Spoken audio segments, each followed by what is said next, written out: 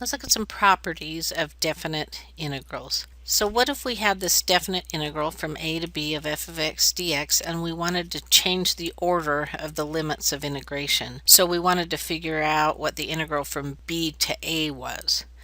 Well, because we had this delta x being b minus a over n, if we changed the order, we'd have a minus b over n. So essentially what that would do would be change the sign. So if we want to change the order of the limits of integration, that is going to change the sign on the integral. Now what if we had the integral from a to b and we had a equaling b, so essentially we have the integral from a to a. Well, if you think about it, we have this function, but we're looking at the area at a point at a, and essentially there is no width, and so it would be 0. If we had the integral from a to b of a constant, well, as we look at this constant and we're going from a to b, we just have a rectangle, and so it would just be the area of that rectangle, which would be c times b minus a.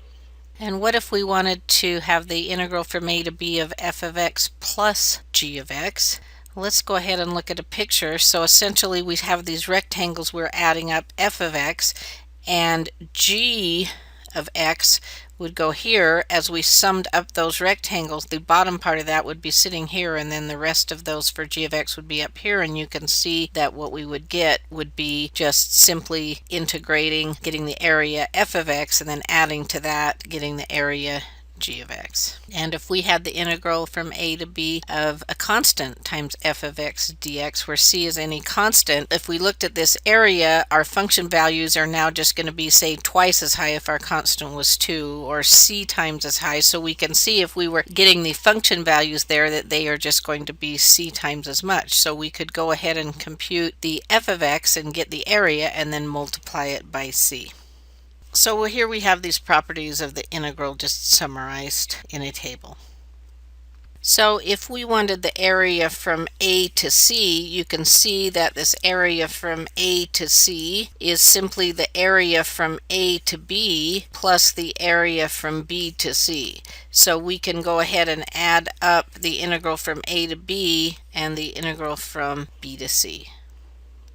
Now subtraction would work the same way, and we can just look at this geometrically, and we see that if we had the integral from a to b, we could take this whole integral from a to c and then subtract off the piece we didn't want, the integral from b to c, and that would leave us with the integral from a to b. Now if f of x is always greater than or equal to g of x, and we can look at this geometrically to get a sense of that, so this f value is always greater than or equal to the g value, then when you compute the integrals, the integral from a to b of f of x is always going to be greater than or equal to the integral from a to b of g of x. And you could see why that would be the case, because our integral is based on that definition of taking the function value, and if the function value for f is always greater than or equal to g, then the area we would get for these rectangles that we'd be summing up would always be greater than or equal to.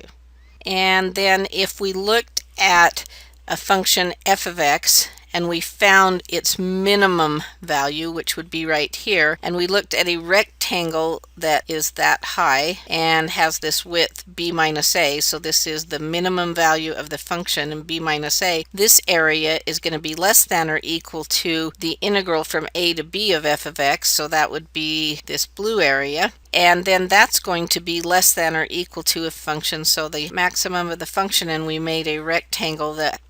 had that height and still had the width b minus a, and you can see why this would be true just looking at this geometrically.